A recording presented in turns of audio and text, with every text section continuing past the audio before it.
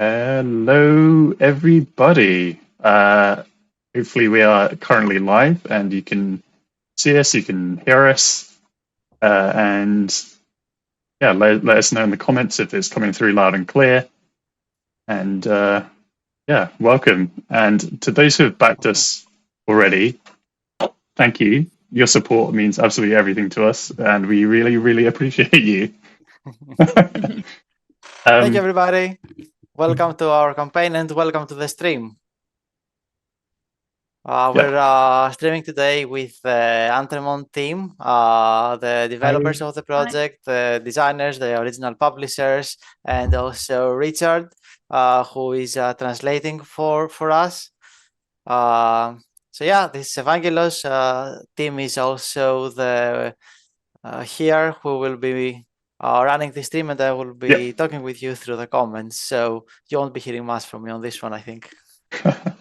Yeah, so speaking of comments, if you guys have any questions for the Antre Monde team, please do just fire away, drop them in the chat, comment on the Backerkit campaign page directly if you like as well.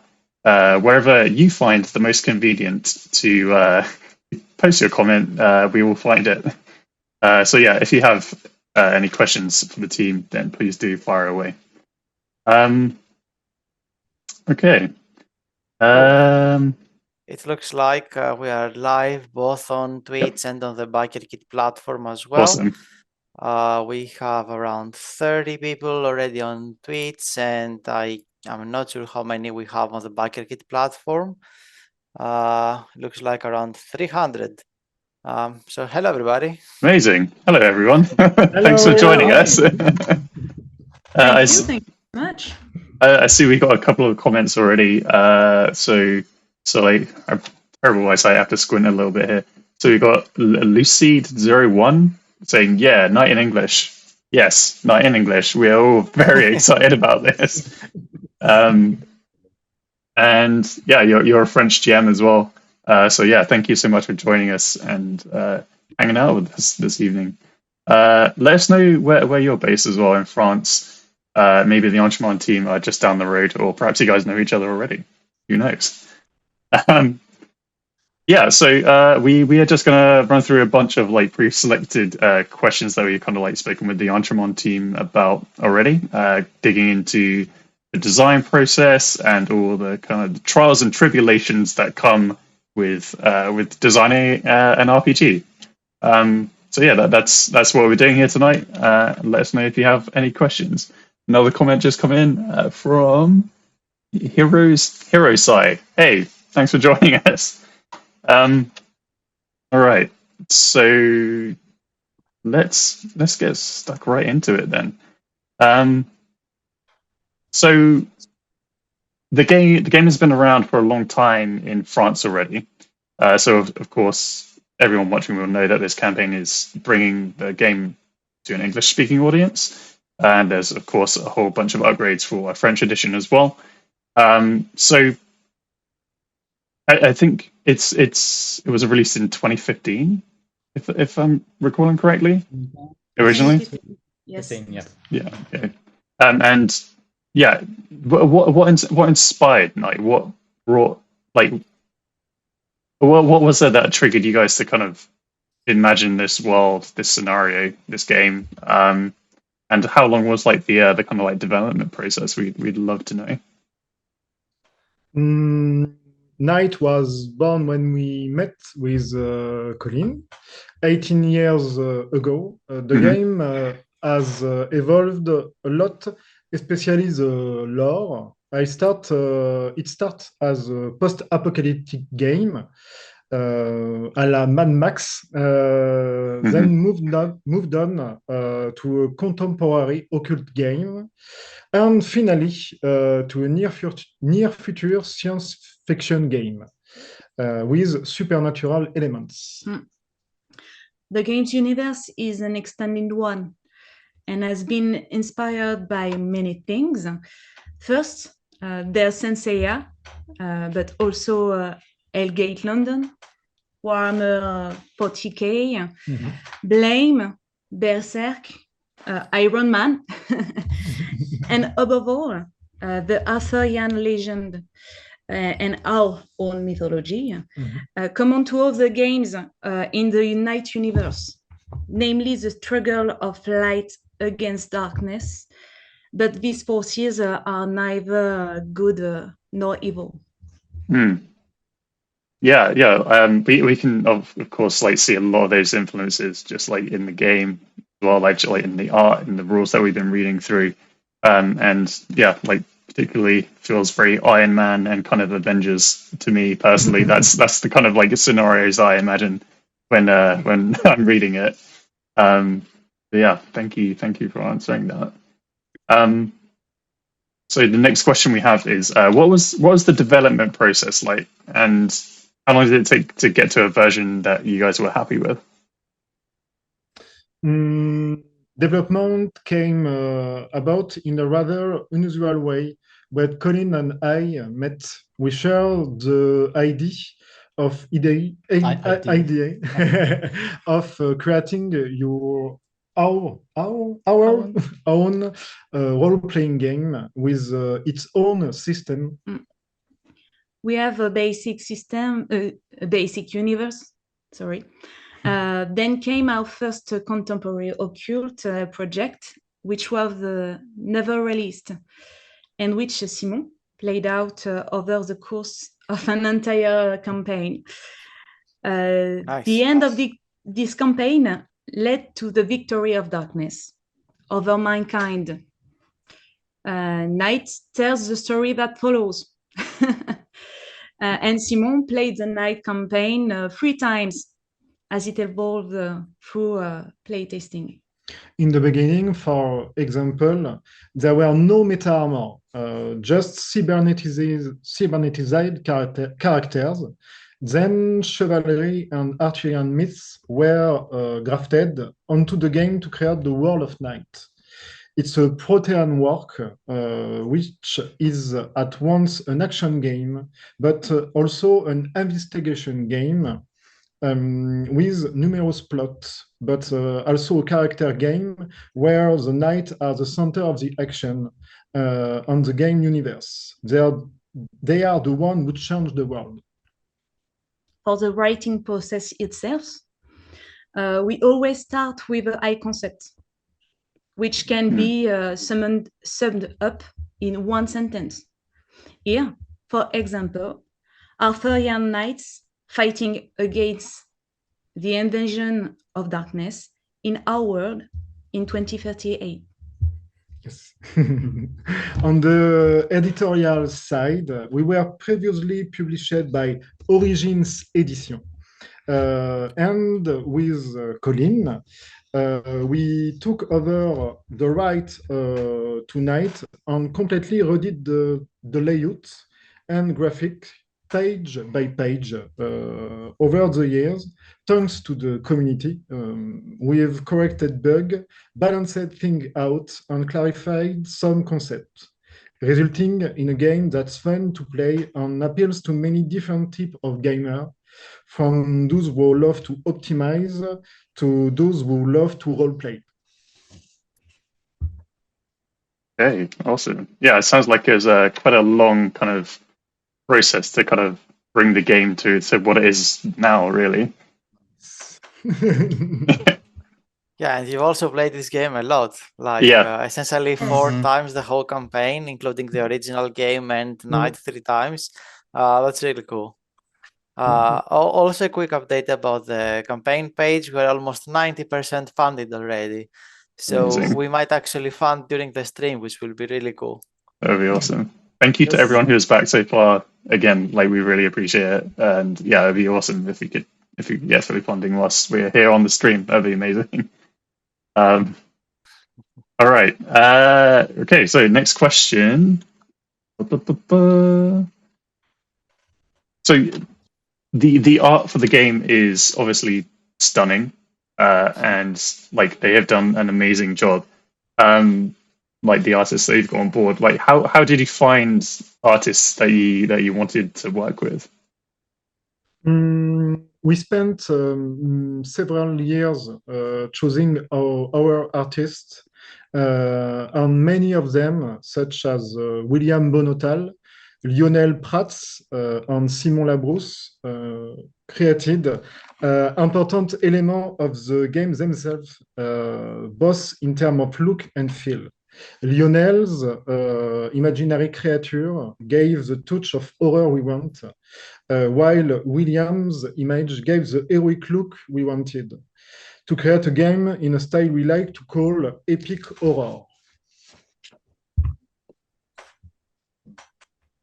Amazing, yeah. So epic horror, yeah, that's definitely an accurate description. Some of the images in the book are, yeah, really quite unsettling, but in a good way, not in a way that will kind of give you nightmares, perhaps. You haven't seen all the creatures then. Yeah.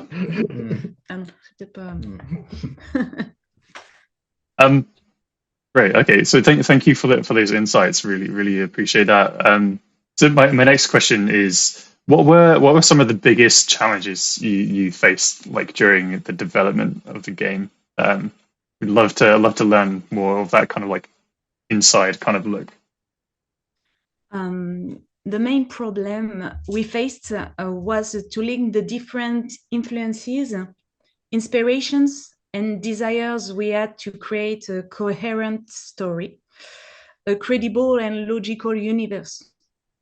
Of course, Night is not a realistic game, but its construction makes it credible, especially when players know the game's secrets and make them their own.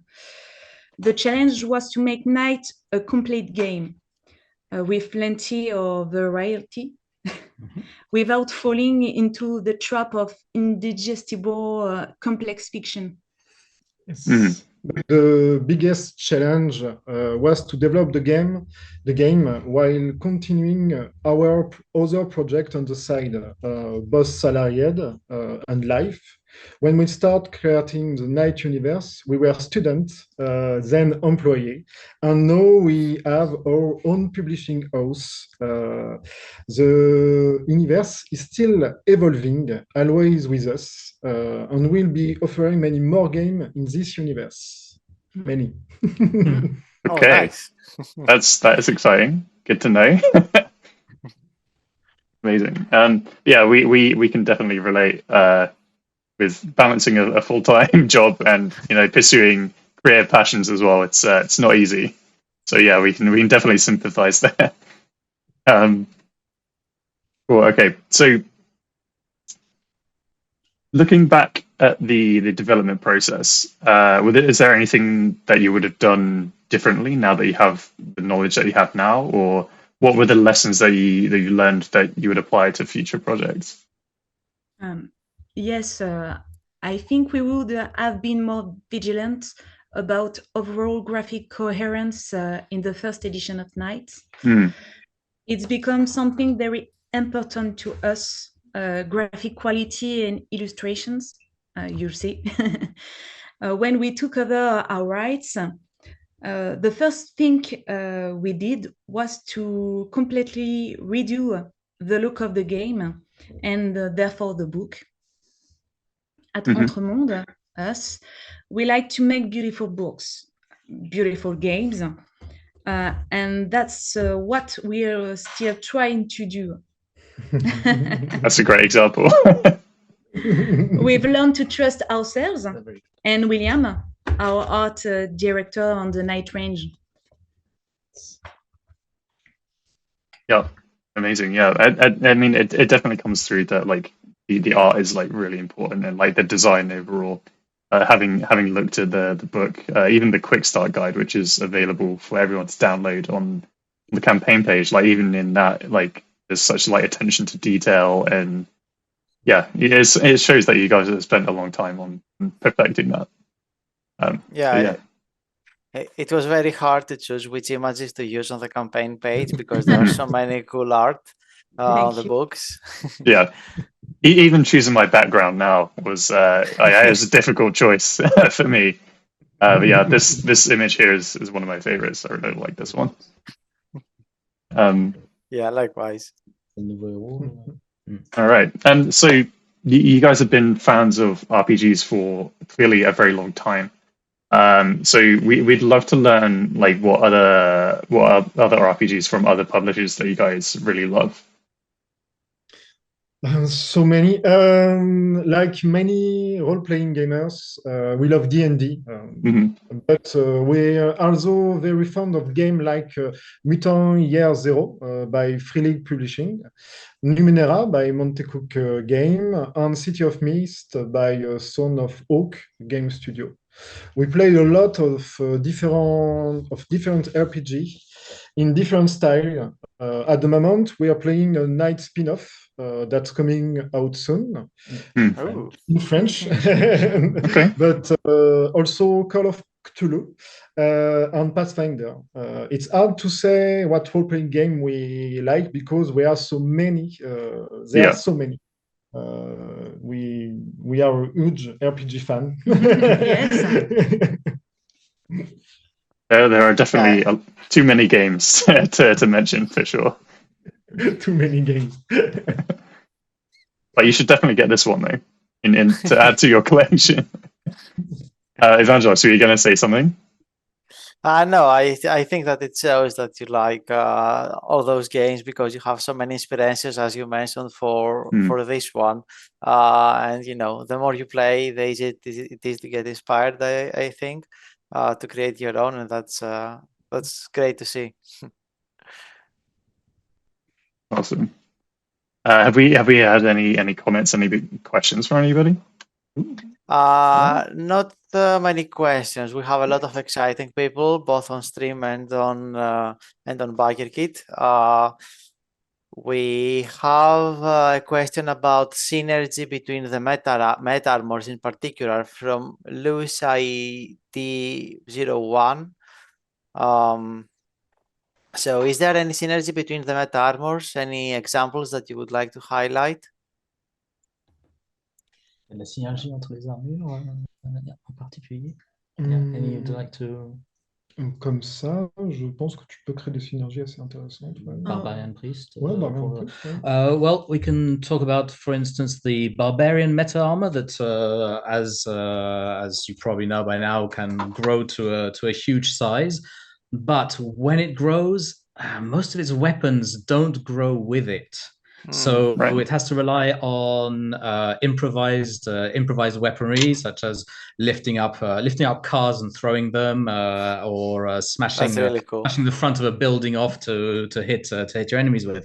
But if there's a priest meta armor nearby, they can create things like a giant tetsubo that's several meters high, or a dozen feet in length, that can be used to smash the enemies around with. And there's even one meta armor that's entirely about working with other armors, which is the War Master armor. But should we go into that, or a bit later maybe? But yeah, the War Master armor has the ability to fine-tune the other armors present and to make them a little bit faster, a little bit more durable, or give them additional actions, which is very important because action economy is quite important, especially early on for beginner characters. Nice. Right. Yeah, I'm really excited about the Barbarian armor. We talked about that in the previous stream, and that was the one that I was most excited about too. I was going to say that's definitely your favorite one. Yeah. I think we probably have time for just a couple of more questions, actually. I didn't realize this call was going to run out in just over 7 minutes, so apologies to everyone for that. But we'll quickly go through perhaps one more question. And then if there is maybe like one more from the audience, then we can quickly touch on that as well. So I'm just going to quickly scroll and look at this. Okay, this is probably my most enjoyable question. Which meta armor would you like to have in real life? I feel like maybe we kind of answered this just a moment ago. But yeah, if you have any different answers, we would love to hear them. Oh, it's yeah. I love to have the priest just meta armor because thanks to the swarms of nanomachine it controls, it can repair allies' armor, but it can also create structures, weapons, and objects. That's what you say. This puts a lot of emphasis on the player's imagination, mine, and the crazy ideas they can come up with. Yes. And I have crazy ideas. For me, that would be the Ranger meta armor. It's not so much the polymorphic weapon that interests me, but more the fact that its main ability, called Vision, allow it to see invisible things such as the past, the future, ruin mines, etc. I really like this armor because as a GM, it allows you to introduce new elements into a scenario and add extra clues and dramatic events. And I like it. If I had to choose a meta armor, it would be the War Master, aforementioned. Mostly because it buffs allies and itself a little, and can also scan enemy profiles a bit, guess their weaknesses if they have a particular weak spot, or their main defenses, and be able to serve as a bit of a tactician in combat. Out of combat, it's not as useful as some of the other armors, but that's all part of the balancing. There's some give and take involved in those. Right, good answers. Yeah, I personally like the one that is allows you to turn invisible. That's a really cool ability. I think I mentioned that on the previous stream, and it's just very, very appealing to me for many reasons. So you get some cool tactics, you get some cool action out of that. Evangelos, yours was the Barbarian, is that right? Yeah, totally. Yeah. I love the idea of just throwing cars to enemies. Yep. All right. So I think to just be safe, I can see the clock ticking down on our call. We should probably wrap up here because I don't want it to cut out suddenly and then we're kind of like mid-sentence. So thank you for everybody who kind of tuned in to our chat today. We really appreciate you hanging out with us. If you do have more questions, feel free to post them on the Backerkit page, or quickly type them in the chat now, and we'll post answers to them over on the Backerkit page itself. There was a few of the questions that we didn't get to that we can also post the delightful Antre Monde team's answers to on the actual Backerkit page itself as well. So please do head over there and find answers to those. Also, if you're finding us on Twitch directly and you haven't come from the Backerkit page, please do head over to Backerkit and check out the campaign. It's an opportunity to bring basically an award-winning RPG from France to English-speaking audiences. So it'd be really cool to get your support over there, and hopefully, perhaps just before the timer runs down, somebody can drop a link to the campaign in the chat there. Perhaps that would be super helpful. Okay, so just before we sign off, I think Richard, you had like a couple of the items that are going to be in the campaign there.